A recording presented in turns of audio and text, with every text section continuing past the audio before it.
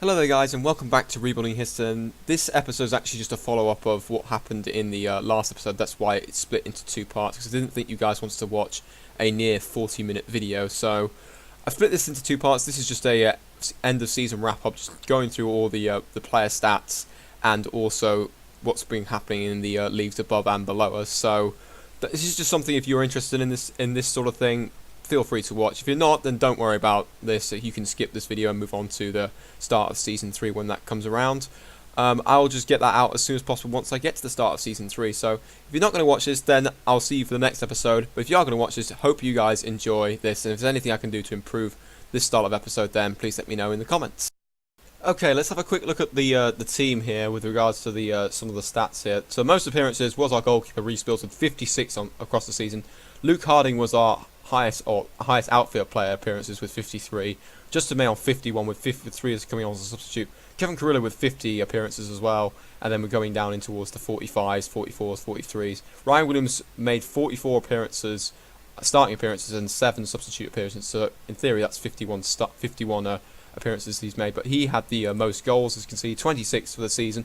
Glide had 17 despite his injury, so that's still a pretty good year for him as well. And the fact that he was only made 32 starting appearances and 9 substitute appearances, compared to I think what he had last year, which was, if I could have a quick look, he made 37 appearances in the league and scored 34 goals. But this year it was a bit of a down year with 35 appearances and 15 goals. I guess because that's the level above. That's the reason why he's toned down a little bit. But 15 plus goals for him was fantastic. Ryan Williams with 26 was amazing as well. Then we've got Marshall Couture on 10, Justin May on 7, Frew on 6. Steve Reed on 6, and then we're going down into 4, 2, 2, 1. So the goals weren't really spread out too much, but the fact that we had a 25 plus goal scorer and a 15 plus goal scorer really helped us out this year. In terms of assists, Labros Mikali has picked up 12 assists this year, with Callum Frew with 10, Justin May with 8, Steve Reed with 6, and then we've got some 5s and 4s from some of the other players. How many assists did Michaelides have last year? He had double the assists that he had last year, but he had 2 less goals than he did last year. So slightly better performances from him, although his average rating was slightly lower overall, and he didn't have any Player of the Match awards this year. So it might be time to actually part ways with him in the off season. In terms of average rating, Callum Frew was 7.24, although he didn't play enough games in my opinion because of his consistent suspensions that he's been having. 7.03 from Luke Harding, fantastic season for him. 6.99 from Ryan Williams, and then I'm trying to think what was Ryan Williams' overall or average rating last year. Average rating for the league was 6.96 last year, but 7.04 this year, which was fantastic. Then we've got Jack Aldridge on 6.95. He didn't have the greatest of starts to his career at Histon, but he's bounced back and he's got a 6.95. Carrillo and Osifu are fullback, 6.91 each. Glider with a 6.87, and then 6.85 for McLeod, 6.84 for Steve Reed, and 6.84 for Phil Wolf, despite only just recently becoming a substitute appearance, impact sub, and also sometimes on the occasion starting a couple of games. Alfie Davidson played 43 games through his first full season, 6.83 for him, and Reece Bills a 6.83 for him, 56 appearances for Bills. He had a couple of howling moments, but overall he's had a definitely good season in goal, and I'm happy to say that he will be with us next year. So the last thing I think to look at is, I'll just have a quick show you of the finances. In terms of projections, we're expected to make 150,000 by the end of 2017-18. I think that's going to probably drop down whilst we're not playing in the off season because of the wages, etc. So I expect that to drop down a little bit, but we'll have to see depending on when the sponsors, etc. start coming into play.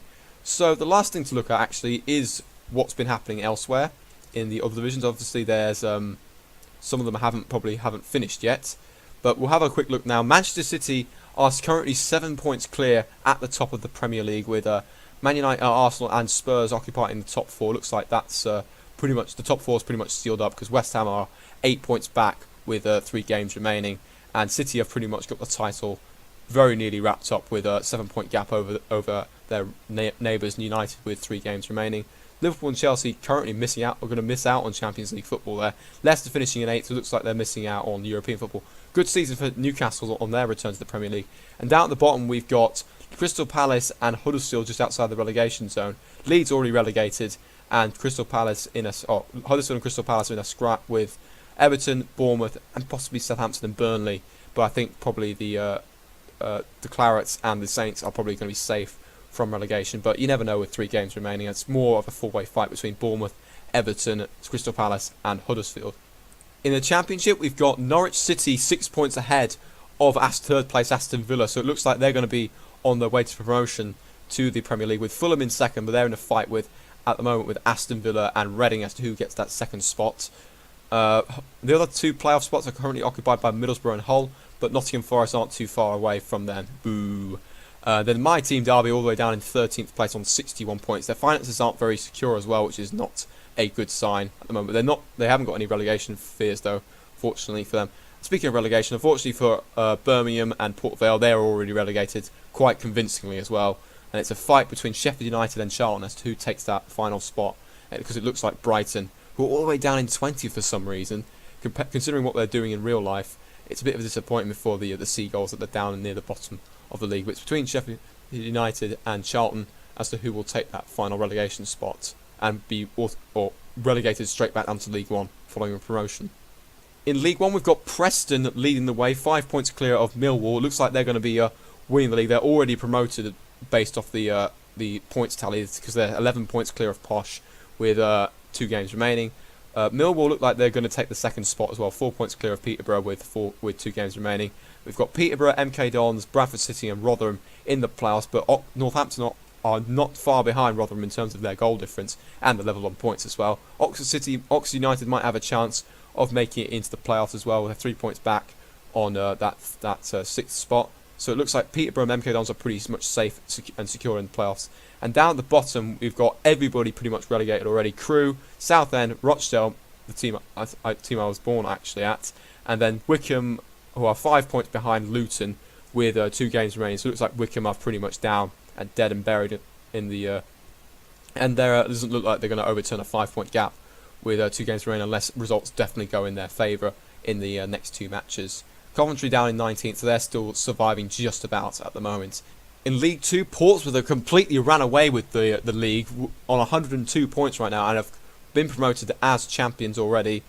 Colchester have also promoted as well, 13 points clear of 4th place Doncaster, and Exeter are also promoted, 8 clear of Doncaster. So the top 3 are already decided in that division. Doncaster, Plymouth, Chesterfield and Blackpool are currently occupying the playoff spots, but there is a 4-way tie on 64 points between Chesterfield, Blackpool, Cambridge and Accrington Stanley. So those playoffs could get very, very interesting because of the fact that and also Plymouth are kind of in that fight as well, because they're only a point ahead of that little scrap. So there's 5 teams battling for 3 positions, but those positions could easily be swapping around, chopping and changing the next 2 games, depending on who's going to get the home advantage and away advantage, etc., with regards to the playoff spots, and who's going to be facing up against each other. And down at the bottom, we've got Hartlepool relegated out of the Football League. It's been a while since that's happened. I don't think, has it happened before? I'm not 100% sure off the top of my head. At the moment, we've got a 3-way scrap, or maybe even 4-way scrap. No, I would say Carlisle and Wimbledon are safe. It's a 3-way scrap for the last relegation spot between Grimsby, Forest Green and Lincoln City. So one of the teams that did get promoted into the Football League will survive this year. It's a question of which one it will be. Lincoln City have got the worst goal difference out of the other 3 teams, so they're going to have to get some good results here and hope that Forest Green and Grimsby mess up in a couple of games. Is there any games that there is quite interesting that's coming up? Grimsby away at Barnet, that's not really... Forest Green away at Doncaster, no one... That's interesting for both parties, and Lincoln are away at Crawley. What about the last game of the season? Is that anything interesting? Lincoln at home to Plymouth, that's another top side, so they're both having to play for something. Forest Green away at Newport County, who aren't really playing for anything. And then Grimsby are at home to Portsmouth, who I don't really have anything to play for. So it's a couple of games there which will be quite interesting to look at to see who's going to survive in the Football League.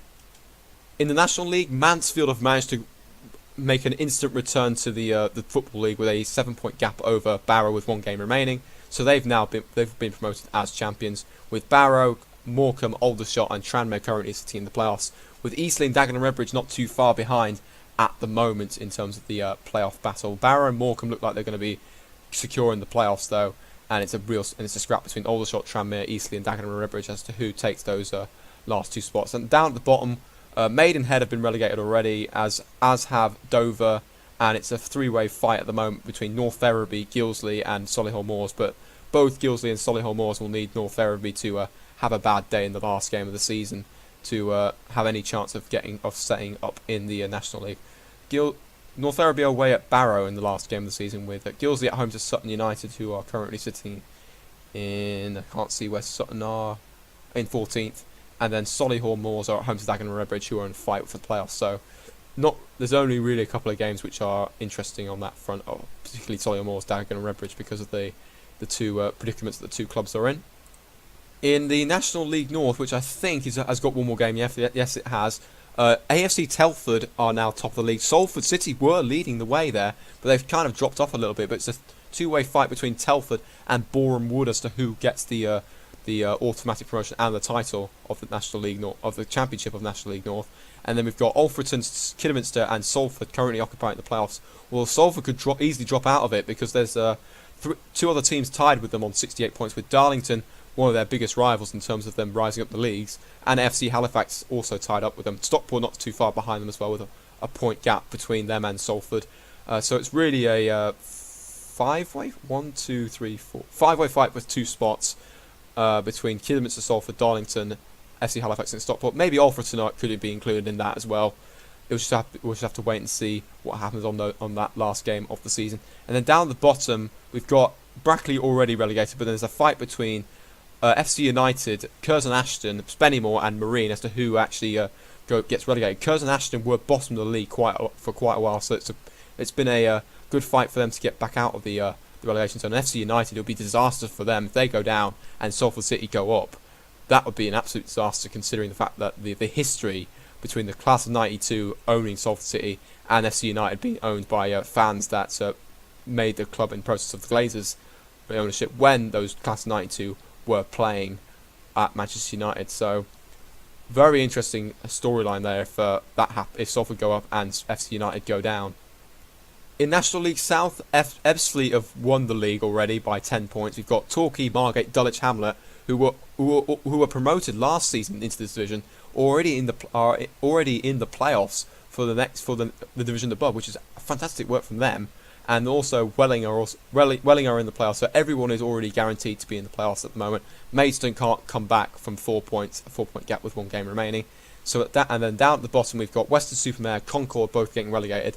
Those 2 teams we might end up playing next year, depends on where they are in terms of their geography. Probably Concord Rangers. Not sure about Western-super-Mare. I'm not 100% sure on that. We'll just have to wait and see when the new league starts. We've got a 2-way fight as to who's going to get the last relegation spot between Hungerford and Hampton and Richmond, who beat us in the FA Trophy this season in the 3rd qualifying round. So I don't know what I want to happen there. Do we want to play them next year in the league and see if and then we'd be equals, or do I want to see them stay up in the end? But I'd rather see them go down, in my opinion. But no disrespect to any Hampton and Richmond fans out there who are watching.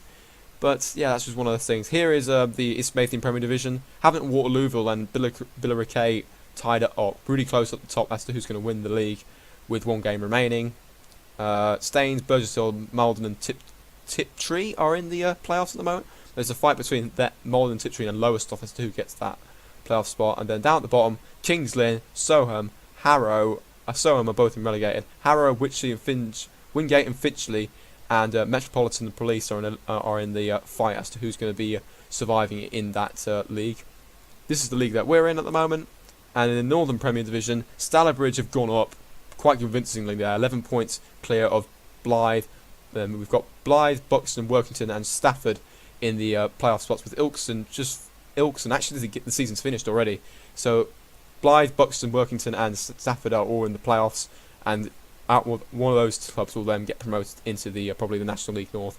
Gainsborough finishing in 7th place in their return on their first season in the Northern Premier Division, so not too far off the playoffs, but they kind of want to return to the National League North as soon as possible. Stourbridge finishing in 9th, a much better season for them compared to last year. And then down at the bottom we've got Glossop, Sutton Coldfield, Grantham, and Skelmersdale. Skelmersdale all getting relegated because it's the last game of the season and nothing can change now. I was going to say that Mikulova are tied up with them, but because of the fact that its season's now over, that nothing can change at the moment. So Skelmersdale, Grantham, Sutton Coldfield, and Glossop have all bitten the dust and have been relegated.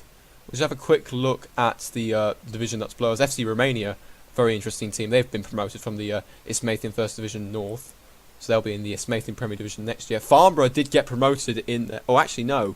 There's more fixtures to come. Hastings have got one more game, so Hastings could take that championship spot away from Farnborough, which will be a heartbreaking moment, and then Farnborough will probably not even get promoted because of that. Down at the bottom there, Hanwell, one of our teams that we played last year, they've been relegated into the 9th tier. And in the league that we were in last year, Peterborough North Star have got back-to-back promotions and have won the league after being promoted into the Southern League First Division Central, and have walked it by 8 points in the end. So we may end up playing them next season. In the playoffs, Ashford Middlesex, Beaconsfield, Corby, and Cambridge City. So I'm kind of hoping that it's going to be Cambridge City, because then we can have a little rivalry, and also then they can play St Neots, who actually is where they actually are based in terms of their grounds. So that would be interesting. And at the bottom we've got Aylesbury and Biggleswade Town getting relegated from that division. So without further ado, that is the end of Season 2 of the Rebuilding Histon Save. If you guys enjoyed this episode, despite it being quite boring in terms of the actual live com, please leave a like, comment, subscribe. Also comment to say if there's anything you want me to do to improve the overall content of the series. If not, then I will see you for the next episode, which will be the beginning of Season 3. Hopefully we'll be in a hopefully we'll be one of the favourites next year to get promoted into the next division above. And we're going to and I'll take you through all what's been happening over the summer in terms of transfers, who have let go, who have brought in to try and improve the overall squad, and mount ourselves a playoff/championship challenge next year. So hope you guys enjoyed the episode, and I will see you guys for next time, which will be start of Season 3. So until then, see you later.